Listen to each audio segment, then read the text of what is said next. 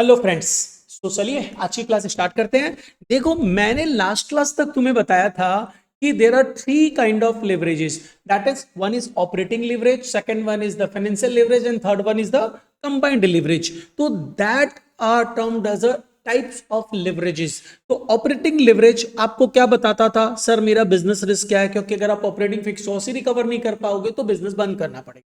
Financial leverage आपके financial fixed cost की capacity को बताता था, that creates the financial risk. And combined leverage मतलब operating fixed cost and financial fixed cost को मिला के total combined cost, and that defines your total risk. Total fixed cost नहीं recover कर पाओगे, नुकसान ही नुकसान।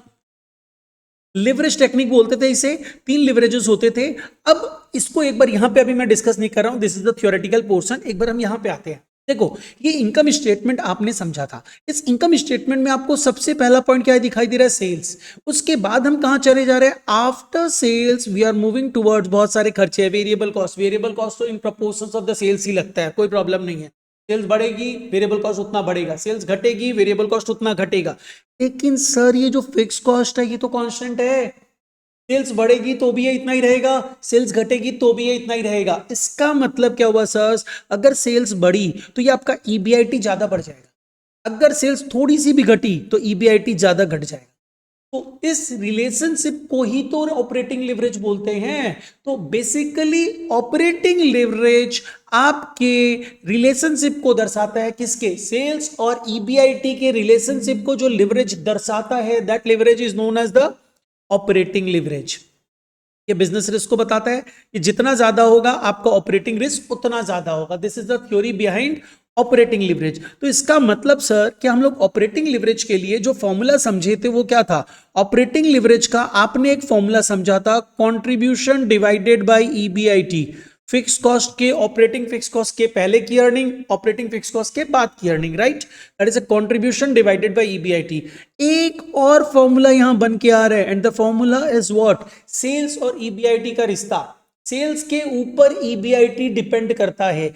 से for example your operating leverage is 3। क्या डिनोट कर रहा है? कि ये डिनोट कर रहा है कि मेरा अगर सेल्स 1% भी चेंज होता है तो ईबीआईटी 3% चेंज हो जाएगा। ज्यादा चेंज हुआ ना, मतलब सेल्स अगर 1% बढ़ा तो ईबीआईटी 3% बढ़ेगा। सेल्स अगर 1% घटा तो ईबीआईटी 3% घट जाएगा। ज्यादा चेंज होगा, इसका मतलब मेरा ईबीआईटी डिपेंड करता है। मेरा ईबीआईटी किसके ऊपर डिपेंड करता है? सेल्स के ऊपर। तो सेल्स के ऊपर लिख दो। यानी ऑपरेटिंग लिवरेज का एक और फॉर्मूला होता है, that is percentage change in, change को मैं डेल्टा से डिनोट कर रहा हूं, percentage change in EBIT divided by percentage change in sales. Same formula same answer देगा, राइट? बट दोनों में डिफरेंस क्या है? देखो, चेंज की बात कर रहे हैं ना, तो whenever you have 2 years data, one first year second year, first year second year मतलब कोई भी 2 साल के डेटा है, then you use this formula. अगर आपके पास सिर्फ सिंगल ईयर डेटा है, सिंगल ईयर डेटा, तो in such a case use this formula, right? ठीक है ना? Operating leverage is all about these two formulas, right sir? And यहां पे मैंने क्या बताया, इस थ्री, ये थ्री क्या डिनोट कर रहा था? इफ देयर इज ये सब लिखते रहिएगा। इफ देयर इज, देखो मैं यहां पे ये लिखवा रहा था कि इफ देयर इज, ये जो डिनोट कर रहा है, ये जो डिनोट कर रहा है थ्री, ये क्या डिनोट कर रहा है? If there is 1%, there is 1% change in sales, there will be 3% change in EBIT।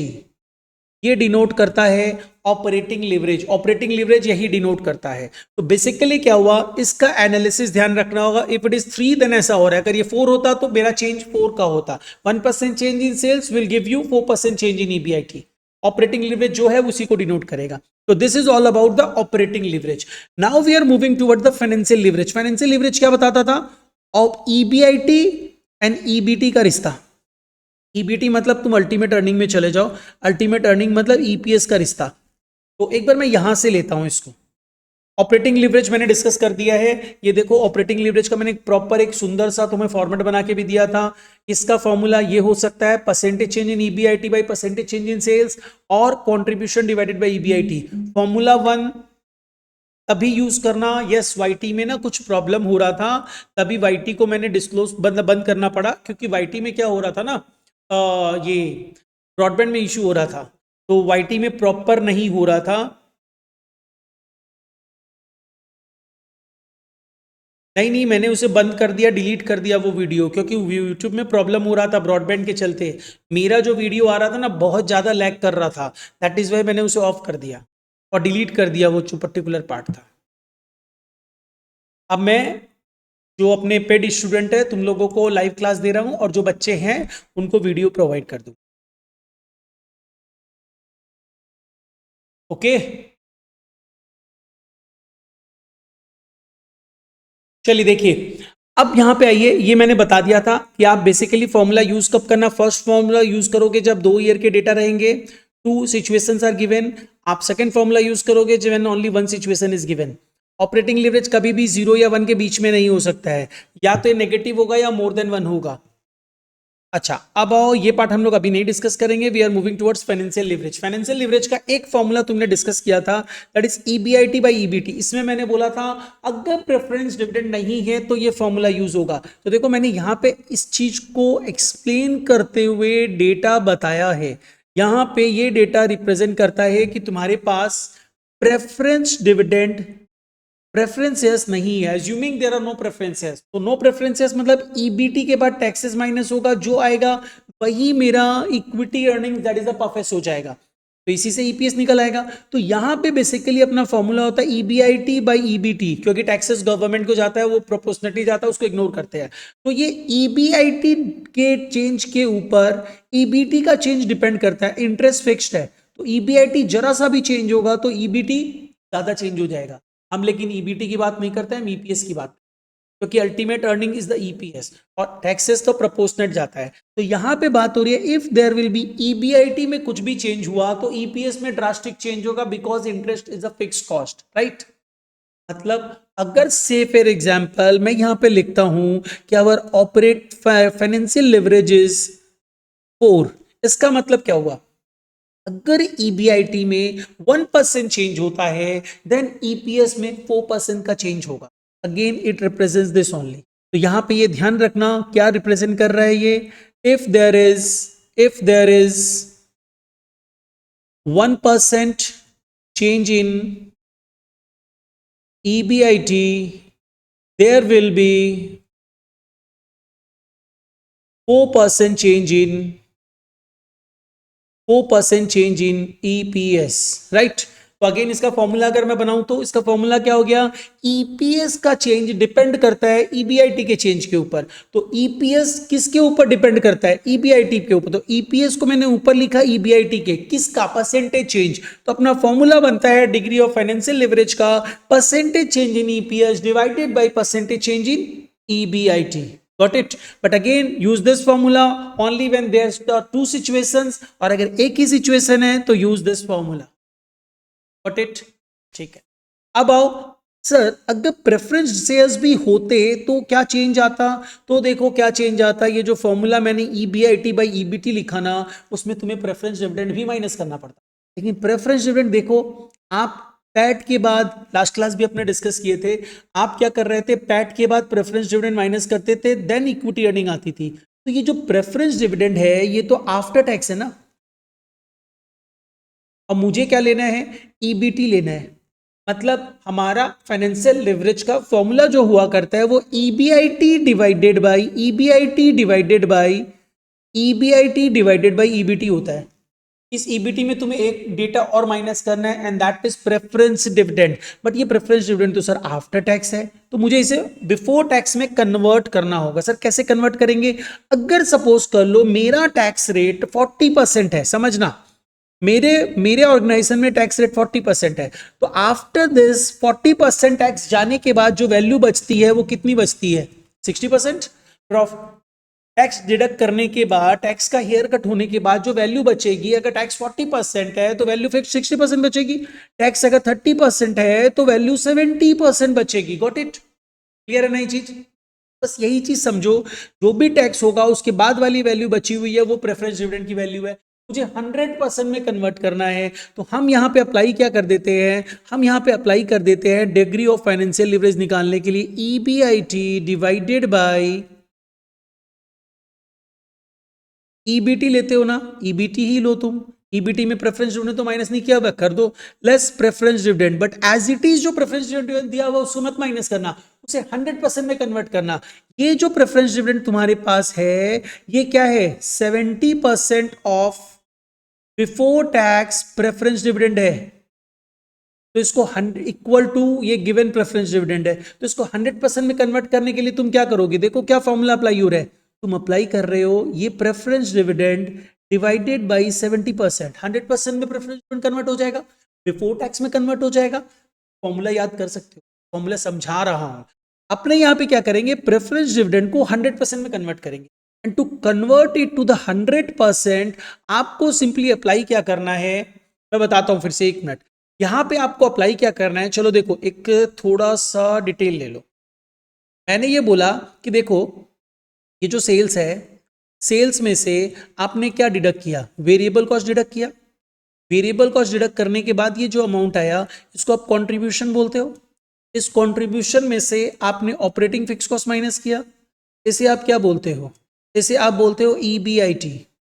इसमें से आपने क्या माइनस किया, इसमें से आपने इंटरेस्ट माइनस किया, और इंटरेस्ट माइनस करने के बाद जो आपके पास अमाउंट आया उसे आप क्या नाम देते हो, इसे हम नाम देते हैं ईबीटी। इसमें से आप टैक्स माइनस करोगे, टैक्स माइनस करने के बाद जो अमाउंट आता है इसे आप क्या नाम देते हो, पैट। अगर आपके पास प्रेफरेंसेस है ही नहीं तो फाइनेंशियल लिवरेज क्या होगा, EBIT divided by EBT. Interest के पहले की अर्निंग, इंटरेस्ट के बाद की अर्निंग, प्रॉब्लम सॉल्व। लेकिन अगर मेरे पास प्रेफरेंस डिविडेंड भी है तो मेरे पास जो फॉर्मूला यूज होगा वो क्या फॉर्मूला यूज होना चाहिए, तो ये मेरा फॉर्मूला यूज, ये तो पफेस आया ना। अब क्वेश्चन इज तो मेरे को क्या फॉर्मूला यूज करना है, मेरे को फॉर्मूला यूज करना है EBIT divided by EBT. EBT मतलब प्रेफरेंस, ये फाइनेंशियल फिक्स कॉस्ट के पहले की अर्निंग, फाइनेंशियल फिक्स कॉस्ट के बाद की अर्निंग। यहां पे तो ये भी फाइनेंशियल फिक्स कॉस्ट है तो लेना पड़ेगा। इसको ले हुए तो देखो एक चीज पे ध्यान दो, ये जो पर्टिकुलर प्रेफरेंस डिविडेंड है ये टैक्स लेस करने के बाद है, इसका मतलब this preference dividend is after tax preference dividend. Right? Clear है? This preference dividend is the after tax preference dividend. मुझे इस टैक्स के पहले लेके जाना है इसे, तो जब इसे टैक्स के पहले लेके जाऊंगा तो टैक्स के पहले वाली वैल्यू कैसे लेंगे, इसमें कितना हेयर कट हो चुका है। अगर टैक्स 40% है तो 40% वैल्यू कट हो चुकी है। मतलब अगर प्रेफरेंसेस का डिविडेंड 100 रुपया था तो 40% टैक्स कट चुका, मतलब वैल्यू बची हुई कितनी है, 60 रुपया। लेकिन अगर यही टैक्स रेट 30% होता तो 30% हेयर कट हो गया। अगर 100 रुपया प्रेफरेंस डिविडेंड था तो वैल्यू बची कितनी, 70 रुपया। मतलब सीधा सीधी 100 रुपए से माइनस कर रहे हैं हम, ठीक है। अगर सपोज कर लो टैक्स रेट 60% होता तो वैल्यू कितनी बची रहती, 40%। मेरे को इस प्रेफरेंस डिविडेंड को बिफोर टैक्स में कन्वर्ट करना है, and to convert it to the before tax मुझे क्या करना पड़ेगा, मुझे एक चीज सोचो, सिंपली एक चीज समझना यहां पे जो मैं बताने जा रहा हूं प्लीज। यहां पे मैं बोल रहा था सपोज कर लो कि जो प्रेफरेंस डिविडेंड है तुमने जो पेड किया है, preference dividend paid is suppose कर लो 60,000, ठीक है। एंड ये तो आफ्टर टैक्स है ना, और सपोज कर लो तुम्हारा टैक्स रेट है 40%। तो इसका मतलब क्या हुआ, इसका मतलब हुआ कि मेरा जो ये प्रेफरेंस डिविडेंड है, ये प्रेफरेंस डिविडेंड किसको डिडक्ट करके है, इस टैक्स को डिडक्ट करके है। मतलब जो भी वैल्यू थी उसमें से 40% हेयर कट हो चुका है, तो जो रिमेनिंग वैल्यू बची है, this remaining value is what, this remaining value is 100 में से 40 डिडक्ट हुआ, मतलब 60% बचा है। तो इसका मतलब कहना है से 60% ऑफ बिफोर टैक्स, मतलब टैक्स के पहले जो था उसका 60% ये है ना। मेरे पास 100 रुपया था, मैंने 40 रुपया काट के तुम्हें दिया, तो तुम्हें कितना दिया? 60 रुपया दिया ना, राइट ना? तो बेसिकली क्वेश्चन कम्स टू कि तुम्हारे पास 60 रुपया है, जो मेरा 100 रुपया था उसका, तो 60% of before tax preference dividend equal to 60,000। Therefore before tax preference dividend कितना होगा? 60,000 डिवाइडेड बाई 60%। एंड 60% कैसे आया? 100 माइनस 40 किए। तो बेसिकली इन सिंपल वर्ड्स ध्यान रखना, लर्न भी कर सकते हो आप, यहां पे ध्यान रखना।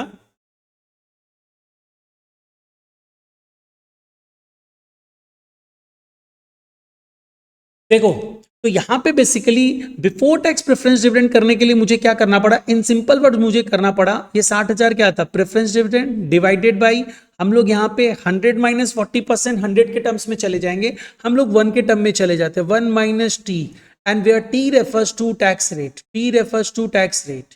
एंड टैक्स रेट अगर 40% है तो डोंट टेक 40%, टेक 0.40। अगर 60% है तो टेक 0.60, अगर 30% है तो टेक 0.30। ध्यान रखना 1 के टर्म में ले रहे हैं, तो बेसिकली इसको अप्लाई करना है and you will get the answer. तो यहां पे अब आ जाओ, आपको देखो मैंने क्या लिखा कि अगर प्रेफरेंस डिविडेंड होगा तो इन सच ए केस आपका डिग्री ऑफ फाइनेंशियल लिवरेज, मतलब फाइनेंशियल लिवरेज होता है, डिग्री वर्ड से कंफ्यूज मत होना। तो आप यहां पे क्या करोगे? EBIT divided by EBIT minus interest करोगे तो तुमको ईबीटी मिलेगा, उसमें से प्रेफरेंस डिविडेंड भी माइनस कर देना बिफोर टैक्स में कन्वर्ट करके। मतलब अल्टीमेटली क्या करना?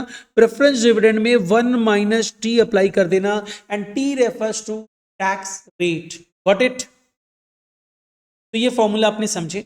अब अपने आते हैं sir combined leverage. Combined leverage का फॉर्मूला ऑलरेडी हमारा डिस्कस किया हुआ है, वही फॉर्मूला है, कुछ अलग नहीं है। बट ध्यान रखना कंबाइंड लिवरेज का एक फॉर्मूला होता है कंट्रीब्यूशन डिवाइडेड बाय ईबीआईटी। नहीं, यहाँ पे गलत है, कंट्रीब्यूशन डिवाइडेड बाय ईबीटी होगा, करेक्शन कर लेना। Contribution divided by EBT is the combined leverage का फॉर्मूला। बट अगर सपोज कर लो इसमें प्रेफरेंस डिविडेंड भी हो, तो हम लोग क्या करेंगे? Contribution divided by EBIT minus interest, मतलब ईबीटी आएगा, उसमें से preference dividend before tax value पे लेस कर देंगे। अब एक डिफरेंट फॉर्मूला, अगर देयर आर टू सिचुएशंस, तो देखो कंबाइंड लेवरेज मतलब आपके सारे कॉस्ट, फिक्स कॉस्ट और operating fixed cost and financial fixed cost cover होनी चाहिए। तो इसका मतलब टॉप टू बॉटम चले जाओगे। टॉप मतलब सेल्स, बॉटम मतलब ईपीएस। मतलब if there is any change in sales there will be drastic change in sales. अगर सपोज कर लो दिस कम्स टू 5, इसका मतलब क्या होगा? If there is if there is 1% change in sales, there will be 5% change in EPS। तो क्योंकि ये टोटल वैल्यू को डिनोट, कंबाइंड है ना, तो टोटल फिक्स कॉस्ट को ले लेगा, ऑपरेटिंग फिक्स कॉस्ट को भी, फाइनेंशियल फिक्स कॉस्ट को भी। तो इसीलिए सेल्स और ईपीएस का रिश्ता लिया जाता है। मतलब combined leverage shows you the relationship of sales and EPS. मतलब सेल्स ईपीएस का चेंज सेल्स के चेंज होने पे डिपेंड करता है। तो यहाँ पे अपने फॉर्मूला लिख सकते हैं डिग्री ऑफ ऑपरेटिंग लिवरेज का, that is percentage change in EPS. किसके ऊपर डिपेंड करता है? सेल्स के ऊपर, percentage change in sales. And ये कहां से आ रहा है सर? ये रहा, ये 5 जो है इसके बेसिस पे ये रिश्ता आता है। तो इसका मतलब अगर हम लोग बात करें कंबाइंड लिवरेज का रिश्ता, तो कंबाइंड लिवरेज का रिश्ता किसके ऊपर डिपेंड करता है? कंबाइंड लिवरेज का रिश्ता डिपेंड करता है सेल्स और ईपीएस के ऊपर। देखिए यहां पे मैंने डिस्कस किया है। अब एक बार वापस यहां पे आ जाते हैं। मैंने ऑपरेटिंग लिवरेज तुम्हारे साथ डिस्कस किया, come to the financial leverage. Financial leverage shows the relationship of EBIT and EPS. Combined leverage shows the relationship of sales and EPS. अगर ये फाइनेंशियल रिस्क को डिनोट करता है, ये टोटल रिस्क को डिनोट करता है। फाइनेंशियल लिवरेज ज्यादा होगा तो फाइनेंशियल रिस्क ज्यादा होगा, कंबाइंड लिवरेज ज्यादा होगा तो कंबाइंड टोटल रिस्क ज्यादा होगा। तो this is all about the leverage. Formula discuss हुआ है, अब हम लोग आगे मूव ऑन करते हैं। जल्दी से एक बार हम लोग पहले सारे फॉर्मूलाज को डिस्कस करते हैं, फिर फर्दर मूव ऑन करेंगे। जल्दी से फास्ट हम लोग एक फॉर्मूलाज का डिस्कशन करते हैं। चलिए आइए, हम लोग समझ रहे थे ऑपरेटिंग लिवरेज। देखो ऑपरेटिंग लिवरेज के दो फॉर्मूला यूज करेंगे, तुम ध्यान रखना। ऑपरेटिंग लिवरेज और डिग्री ऑफ ऑपरेटिंग लिवरेज एक ही चीज होती है, कुछ अलग नहीं होती है। हमारा एक फॉर्मूला होता है कंट्रीब्यूशन डिवाइडेड बाय ईबीआईटी, और दूसरा फॉर्मूला होता है percentage change in EBIT divided by percentage change in sales. Got it? अब आ जाओ जल्दी से फॉर्मूला डिस्कस करो, फाइनेंशियल लिवरेज, ये सब फॉर्मूलाज एक जगह लिख लेना। Next formula is what, financial leverage का फॉर्मूला क्या था? फाइनेंशियल लिवरेज का मेरा फॉर्मूला होता था EBIT divided by EBT. But अगर सर प्रेफरेंस डिविडेंड भी हो उसे भी माइनस कर देना, less preference dividend divided by 1 minus T, before tax में कन्वर्ट कर देना। अब सर अगर इसमें भी मेरे को 2 ईयर का डेटा दिया हो, 2 सिचुएशन गिवन हो, चेंज करने ना फॉर्मूला को, क्या हो जाएगा? Percentage change in EPS divided by percentage change in EBIT. Sir combined leverage का फॉर्मूला, कंबाइंड लिवरेज में अगर मैं जाता हूं तो कंबाइंड लिवरेज का तुम्हारा फॉर्मूला क्या हो जाएगा? कंबाइंड लिवरेज का फॉर्मूला हो जाएगा contribution divided by EBT. Sir अगर प्रेफरेंस डिविडेंड भी है तो माइनस कर देना preference dividend, less preference dividend 1 minus T. Sir इसकी जगह और कोई फॉर्मूला यूज कर सकते हैं? यस, आप ऐसा कर सकते हो, operating leverage into financial leverage करोगे, then you will also get combined leverage. अब सर और इसके लिए कुछ alternate formula? Yes, you may use this. EPS में परसेंटेज चेंज जो होगा वो किसके ऊपर डिपेंड करेगा? सेल्स के चेंज के ऊपर। तो इसका मतलब percentage change in EPS by percentage change in sales will be your combined leverage का फॉर्मूला। तो ये फॉर्मूला अगर तुम याद रखते हो तो तुम्हारा बीकॉम लेवल के लिए तो लिवरेज कंप्लीट है। अपने जो लिवरेज कर रहे हैं बहुत अच्छे लेवल पे कर रहे हैं, एकदम कंसेप्चुअली कर रहे हैं, तुम किसी प्रोफेशनल लेवल में भी इसे यूज कर सकते हो। ऐसे तो लिवरेज चैप्टर ही बहुत ईजी है। ठीक है, चलिए नेक्स्ट आइए। नेक्स्ट पार्ट इज, अब हम लोग सीधा सम में मूव ऑन कर रहे हैं। कुछ थ्योरेटिकल डिस्कशन बचेंगे जो हम लोग आज नहीं डिस्कस करने वाले हैं, नेक्स्ट क्लास में डिस्कस करने वाले हैं। चलिए पहले अपने आते हैं।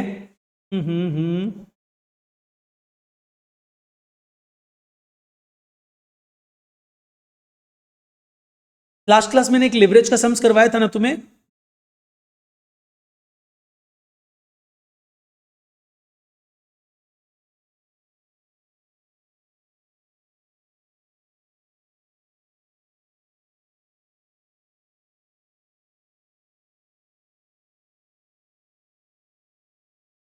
शायद सम अपने कर चुके। चलिए पहले अपने आते हैं दिस वन। सबसे पहले मैं आपको तुम्हारे सीयू का ही एक सम कराता हूं जो इन द ईयर 2017 2018 2018 में इन्होंने पूछा था। देखो इसमें क्या किया इन्होंने, इसमें इन्होंने क्या किया है कि आपको 3 तरीके के प्लान दे दिए हैं। और इस तरीके के सम को कैसे करेंगे? 3 प्लान है, फाइनेंशियल प्लान, मतलब फाइनेंशियल लिवरेज के लिए यूज लगेगा। फिक्स कॉस्ट भी 3 सिचुएशंस में दिए हुए हैं। ठीक है, तो कैसे सॉल्व करेंगे सर? थोड़ा सा इसका फॉर्मेटिंग अलग हो जाएगी। देखो पहले मैं फॉर्मेट बताता हूं फिर तुम्हें इजीली समझ में आएगा। तो पहले फॉर्मेट में आओ। फॉर्मेट में मुझे क्या करना है? बस खाली फॉर्मेट में डेटा को पुट करना है, बाद बाकी सब हो जाएगा। इवनिंग, एक सेकेंड आ जा। हाँ, तो देखो इसको कैसे सॉल्व करेंगे। इसमें तुमको मेन पार्ट जो ये सम है ना, इसमें कुछ भी नहीं है। इसमें सिंपली तुमको ये करना है कि तुमको कुछ प्लान्स सेलेक्ट करने हैं। देख तेरे पास 3 सिचुएशन है ऑपरेटिंग फिक्स कॉस्ट के लिए, और प्लान्स भी 3 है। तो अब देख तुमको क्या करना होगा, पहला काम करना होगा तुमको 3 सिचुएशन सेलेक्ट करनी है। थोड़ा सा बड़ा मतलब फॉर्मेटिंग थोड़ा सा अजब हो जाएगा। एक बार देखना, पहले फॉर्मेट समझना मेरा, उसके बाद तुम बनाना। हमें 3 सिचुएशंस लेनी है, 3 सिचुएशंस में 3 प्लान्स लेने हैं।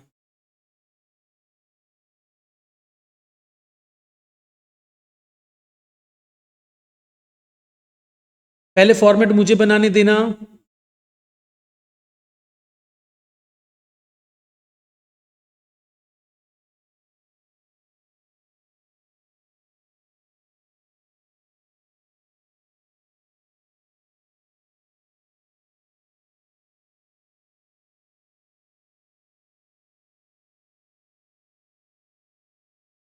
देखो यहां पे मुझे लेना क्या पड़ेगा, मुझे यहां पे लेना पड़ेगा देयर आर 3 सिचुएशंस। 3 सिचुएशंस है, मतलब 3 ऑपरेटिंग फिक्स कॉस्ट होंगी। तो मैंने यहां पे क्या किया, मैंने सबसे पहले लिया situation 1, situation 2, situation 3, and her situation में 3 फाइनेंशियल फिक्स कॉस्ट आ जाएंगे। तो आप यहां पे क्या करोगे?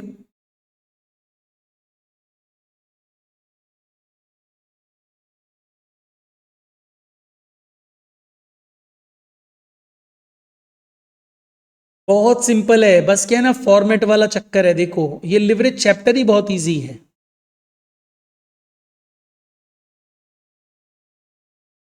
चलिए फॉर्मेट मेरा बन गया, अब समझना।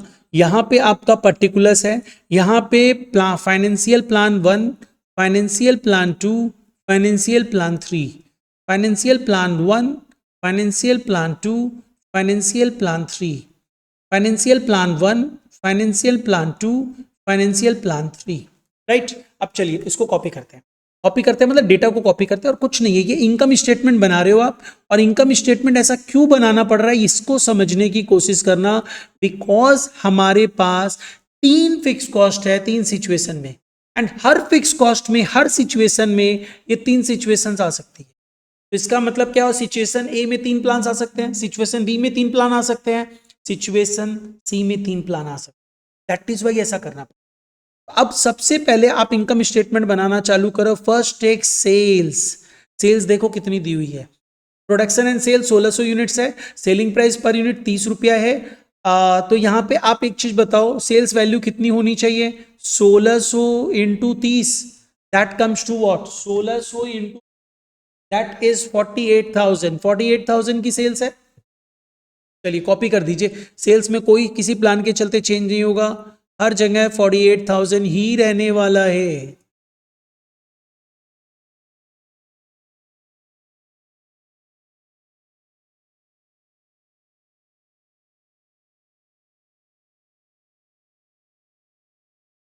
इसमें आप क्या करोगे, लेस करोगे variable cost. And variable cost कितना दिया हुआ सर, देखो तो जल्दी से। Variable cost is 20 rupees per unit, तो वेरिएबल कॉस्ट कितना हो गया, 1600 इंटू 20, दिस इज व्हाट, कितना वैल्यू हो गई जल्दी से बताओ, 1600 इंटू 20, दैट कम्स टू 32,000। आपका वेरिएबल कॉस्ट 32,000 है, लेस कर दो।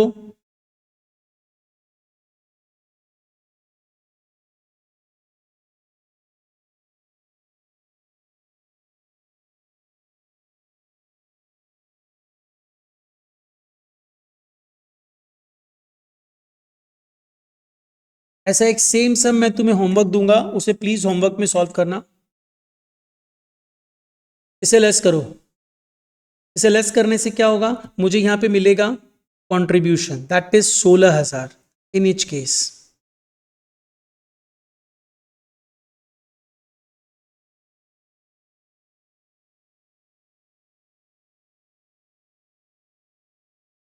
इसमें से आप क्या लेस करोगे, इसमें से आप फिक्स कॉस्ट लेस करोगे। अब देखो समझना, फिक्स कॉस्ट सिचुएशन वन में कितना है, सिचुएशन वन में फिक्स कॉस्ट मेरा, सिचुएशन वन में फिक्स कॉस्ट मेरा कितना है, 4,000 है। तो सिचुएशन वन में 4,000 है, 4,000 को लूंगा मैं, हर जगह 4,000 लोगे सिचुएशन वन में, 4,000 4,000 4,000। सिचुएशन टू में मेरा फिक्स कॉस्ट 2,000 है, तो सिचुएशन टू में आप क्या करोगे, 2,000 2,000 2,000 लोग। सिचुएशन थ्री में आपका फिक्स कॉस्ट कितना है, 6,000 है ना, तीनों में 6,000 ले लेना, 6,000 6,000 6,000। बट इट टाइम पास है और कुछ नहीं है, बट एग्जाम में देता रहता है। This is about EBIT। EBIT कितना होगा, यहाँ पे 12,000, यहाँ पे 14,000, यहाँ पे 10,000 10,000 10,000। अब आ जाओ सर, अब मुझे क्या करना है, मुझे यहां पे लेस करना है इंटरेस्ट। इंटरेस्ट कितना है, देखिए भाई, इक्विटी पे तो इंटरेस्ट होता नहीं है, भूल जाओ। आपके पास डेट है 10% इंटरेस्ट पे, तो 5,000 का प्लान वन में 5,000 का 10%, मतलब 5,000 का 10% इज 500। प्लान वन में हर जगह प्लान वन में जाना, financial plan one, financial plan one, 500 रुपया का इंटरेस्ट है।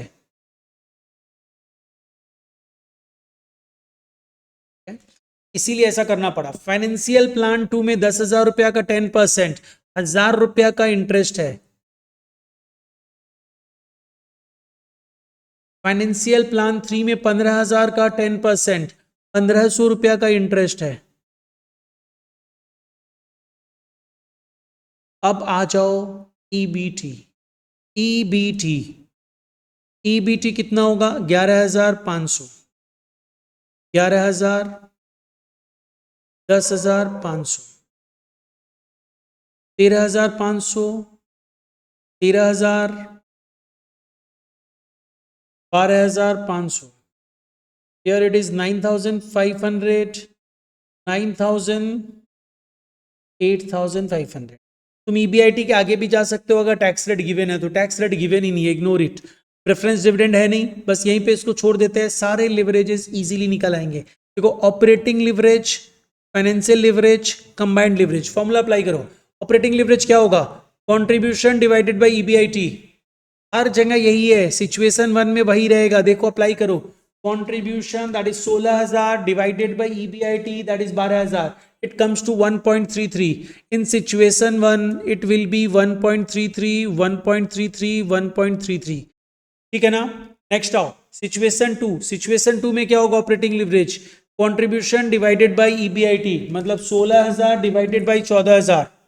समझ में आ रहा है ना? जल्दी से यस या नो बोल दो।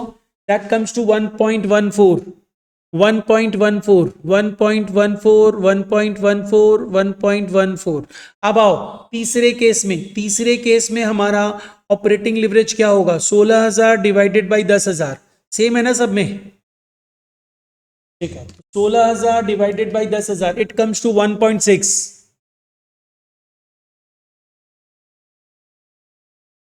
अच्छा, अब आओ फाइनेंशियल लिवरेज क्या होगा सर? फाइनेंशियल लिवरेज क्या होता है? फाइनेंशियल लिवरेज सिंस तुम्हारा हर प्लान में अलग अलग है, तो इन सच सर्कमस्टेंसेस तुम्हें यहाँ पे अप्लाई क्या करना होगा? यहाँ पे अप्लाई करना होगा EBIT बाई EBT, राइट ना?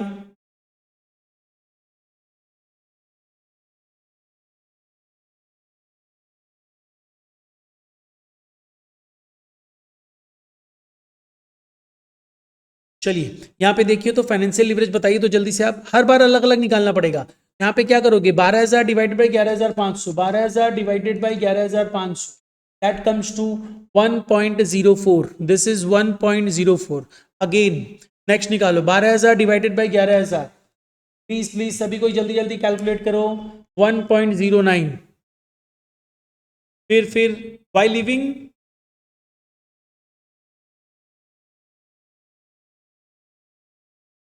यहां पे आओ। अब अपने आते हैं फाइनेंशियल प्लान 3 में हमारा फाइनेंशियल लिवरेज क्या होगा? तो भाई EBIT डिवाइडेड बाई EBT, तो 12,000 डिवाइडेड बाई 10,500, इट इज 1.14, 1.14। इसी तरह अपने दूसरे पार्ट में आते हैं, मतलब सिचुएशन 2 में तीनों प्लान्स में निकालना पड़ेगा। EBIT डिवाइडेड बाई EBT, मतलब 14,000 डिवाइडेड बाई 13,500, इट इज 1.03। फिर 14,000 डिवाइडेड बाई 13,000, समझ में आ रहा है ना सभी को? 1.07। उसके बाद 14,000 डिवाइडेड बाई 12,500, दिस इज 1.12।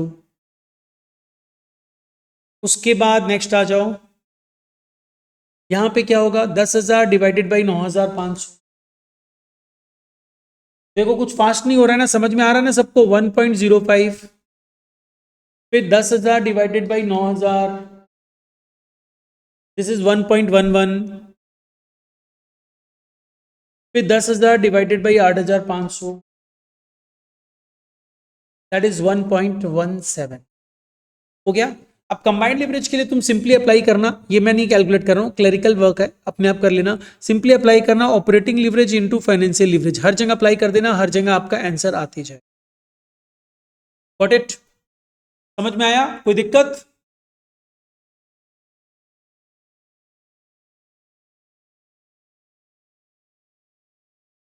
हम समझ में आ गया ना?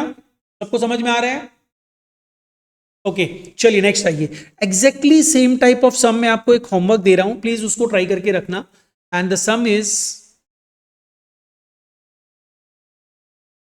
This one, problem number 3।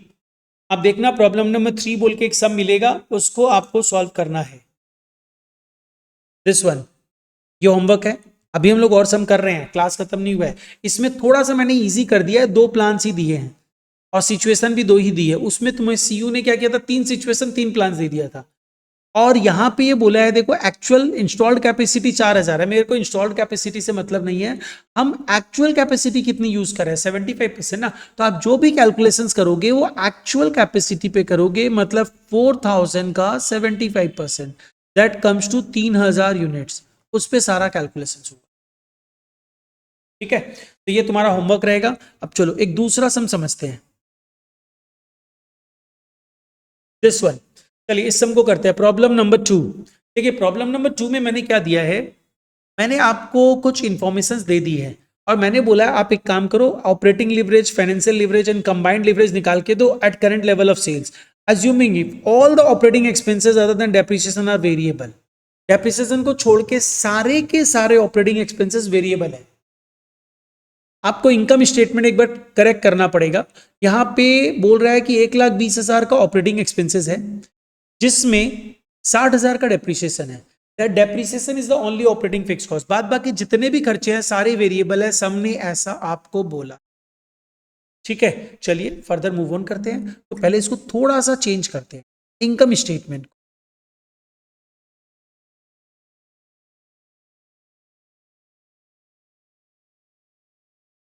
सबसे पहले आप लोगे सेल्स, सेल्स कितना दिया हुआ है सर 3,40,000,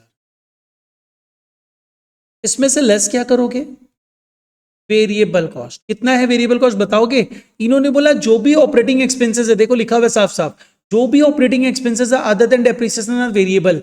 1,20,000 का ऑपरेटिंग एक्सपेंसेस है, इसमें 60,000 डेप्रिसिएशन है, इसका मतलब वेरिएबल कितना हुआ, balancing part, and that is 60,000।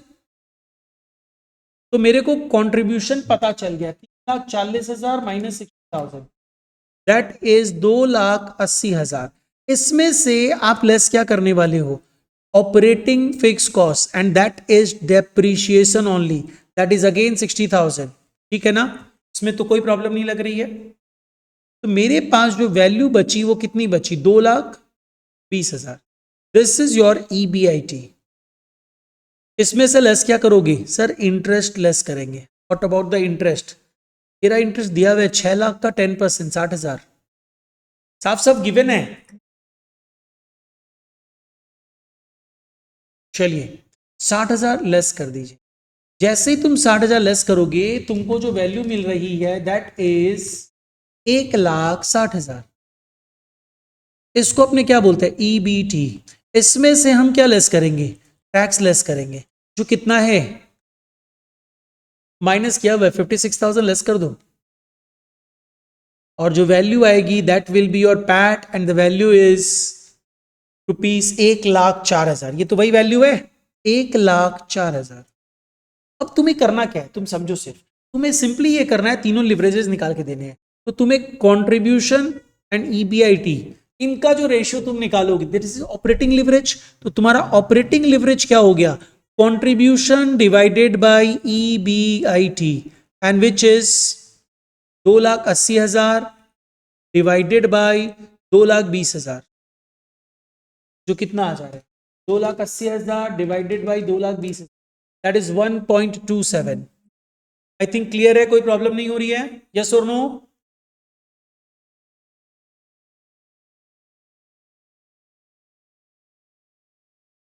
ठीक है ना, जल्दी से बोल दो यस और नो।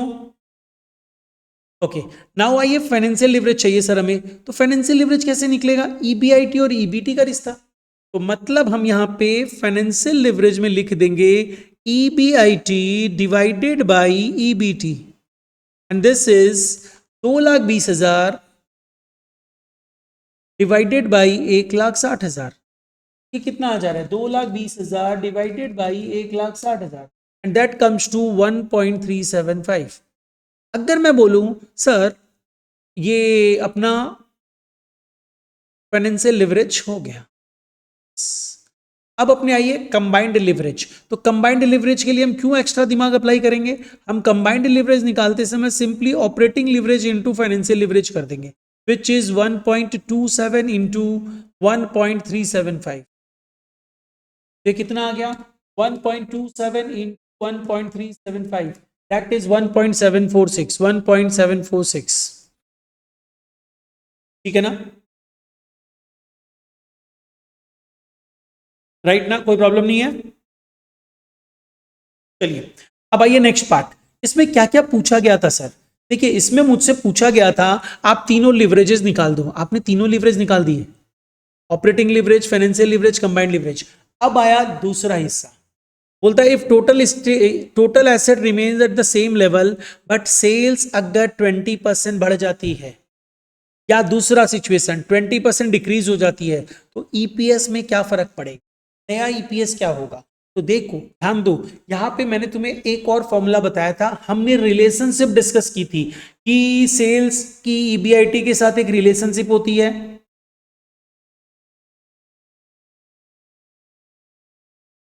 एक बार बैठ के पढ़ना पड़ेगा। सेल्स और ईबीआईटी की रिलेशनशिप ऑपरेटिंग लिवरेज बताता है, ईबीआईटी और ईपीएस की रिलेशनशिप फाइनेंशियल लिवरेज बताता है, सेल्स और ईपीएस की रिलेशनशिप कंबाइंड लिवरेज बताता है। तो क्वेश्चन कम्स टू, यहां पे इस सम में तुम्हें जो रिलेशनशिप दी हुई है वो किसकी दी हुई है? सम में आओ, इसमें बोल रहा है सेल्स अगर चेंज हो रही है तो नया ईपीएस क्या होगा, यानी सेल्स और ईपीएस का रिश्ता। ध्यान देना, सेल्स और ईपीएस का रिश्ता, और सेल्स और ईपीएस का रिश्ता कौन सा लिवरेज बताता है? सेल्स और ईपीएस का रिश्ता कौन सा लिवरेज बताता है? सेल्स और ईपीएस का रिश्ता कंबाइंड लिवरेज बताता है। तो हम सिंपली कंबाइंड लिवरेज में मूव ऑन कर जाएंगे, हम कंबाइंड लिवरेज में मूव ऑन कर जा रहे हैं। कंबाइंड लिवरेज हम लोग यहां पे लिखेंगे कंबाइंड लिवरेज। तो ध्यान दो इसको कैसे करना है। कंबाइंड लिवरेज तुम्हारा कितना आया था बताओ तो? This was 1.746, right. मैंने क्या बताया था कि कंबाइंड लिवरेज का मतलब क्या हुआ? If there is 1% change in sales, there will be 1.746% change in EPS.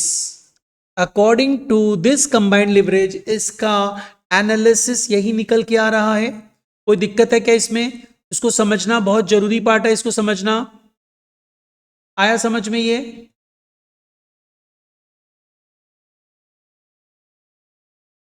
तो अपने से क्या पूछा गया है? हमसे पूछा गया है, देखो अगर सेल्स 20% से बढ़ जाता है तो मैं यहां पे लिखूंगा situation 1, if sales increased by 20%। तो ध्यान दे, अगर सेल्स 1% बढ़ेगा तो मेरा ईपीएस कितना परसेंट बढ़ेगा? 1.746%। तो यहां पे अगर मेरा सेल्स 20% से बढ़ा तो मेरा ईपीएस कितने से बढ़ेगा? ईपीएस 20 इंटू 1.746 से बढ़ेगा, राइट ना? जल्दी से यस या नो बोलो, यस और नो। ये समझ में आया? अगर मेरा सेल्स 20% बढ़ा तो ईपीएस कितने से बढ़ेगा? सेल्स अगर 1% से बढ़ा तो ईपीएस 1.746 से बढ़ा, तो सेल्स अगर 20% से बढ़ा तो ईपीएस कितने से बढ़ा? 20 इंटू दिस से बढ़ा। तो ये कितना आ रहा है भाई, कितना परसेंट से बढ़ा?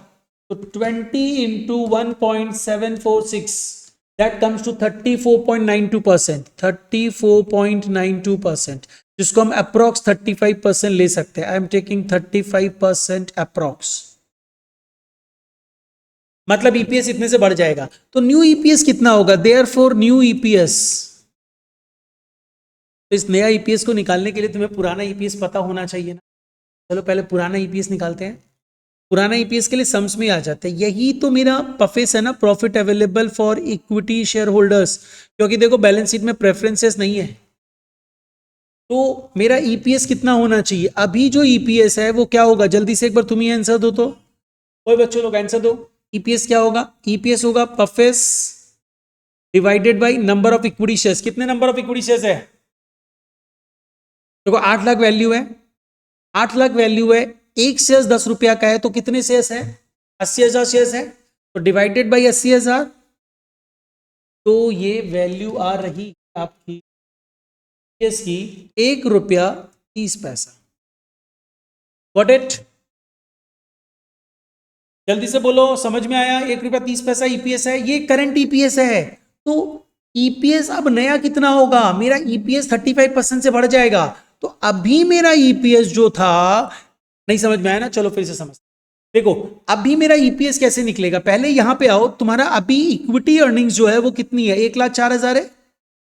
1,04,000 की अगर तुम्हारी इक्विटी अर्निंग्स है, तुम्हारे पास नंबर ऑफ इक्विटी शेयर्स कितने हैं, ₹8 लाख की कैपिटल है, 10 रुपया ईच का शेयर्स है, मतलब ये 8 लाख रुपया 10 को मल्टीप्लाई करके बना है। अदरवाइज तुम लोग इस तरह भी समझो, मैं यहां पे बोल सकता हूं number of equity shares into 10 रुपया करके ये 8 लाख बना है। तो देयर फोर नंबर कितने होंगे, 8 लाख डिवाइडेड बाई 10, 80,000 शेयर्स होंगे। ठीक है, तो एक एक शेयर्स पे अर्निंग, तो equity earnings that is the परफेस divided by number of equity shares, you got the EPS. Right, अब तो समझ में आया।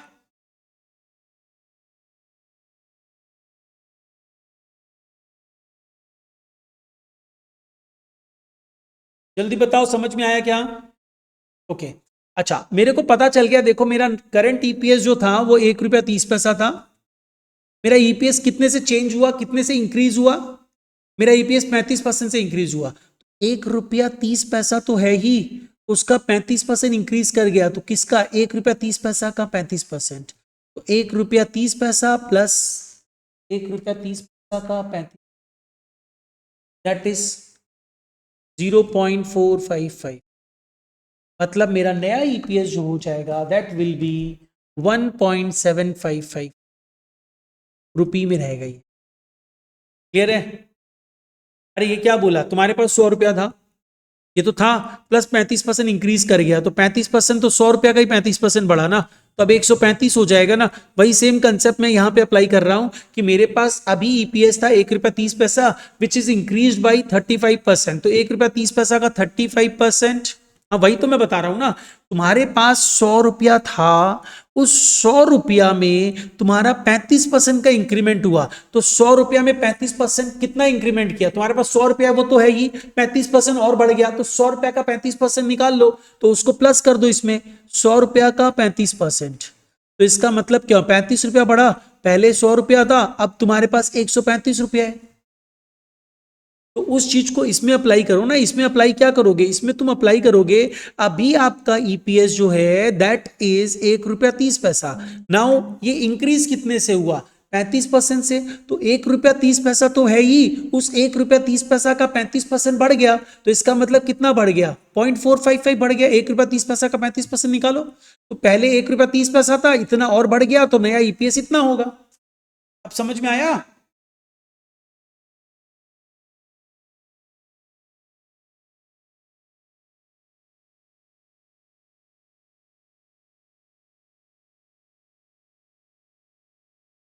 चलिए नेक्स्ट आइए, नेक्स्ट पार्ट इज हम लोग आ रहे हैं situation number 2।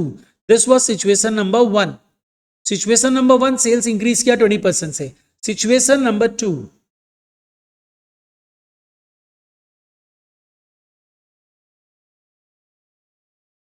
Sales decreased by 20%। देखिए ध्यान दीजिए, सेल्स अगर 20% से डिक्रीज कर जाता है तो क्या होगा, तो simply sales, if sales decreased by 20%, तो ईपीएस कितने से डिक्रीज करेगा, ईपीएस डिक्रीज कितने से करेगा, 20 इंटू तुम्हारा कंबाइंड लिवरेज कितना था, सेम चीज अप्लाई होगा, मल्टीप्लाई तो इतना ही होगा, इस बार इंक्रीज किया था, उस बार डिक्रीज करेगा 1.746% से, राइट ना, मतलब 35% से रिड्यूस कर जाएगा। ठीक है, क्लियर है ना ये तो।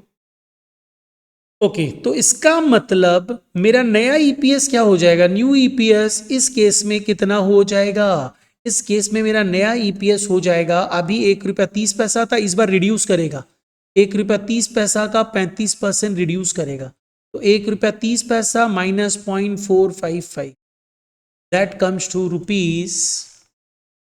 ₹1.30 माइनस पॉइंट, दिस इज 0.845, नया ईपीएस ये होगा।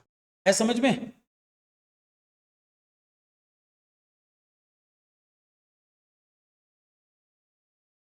बताओ बताओ जल्दी से, ये क्लियर हुआ, नया ईपीएस क्या होगा।